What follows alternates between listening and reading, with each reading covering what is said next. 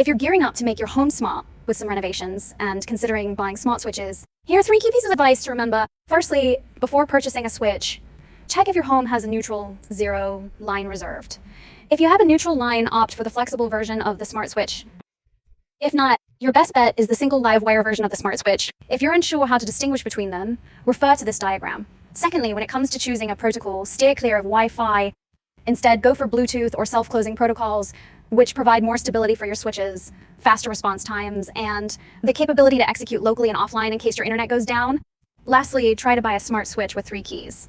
Let's say you only need a double key. It's still wiser to go for the 3-key smart switch. Use 2 for the normal lighting control circuits, while the third can be transformed into a wireless switch for scene modes. For example, with a leave home mode, you can easily turn off all your smart devices with a single tap. It's incredibly convenient and handy. Additionally, I've prepared a comprehensive list of whole house smart products and a checklist for electrical and plumbing materials. Interested fans can leave a message in the comments section.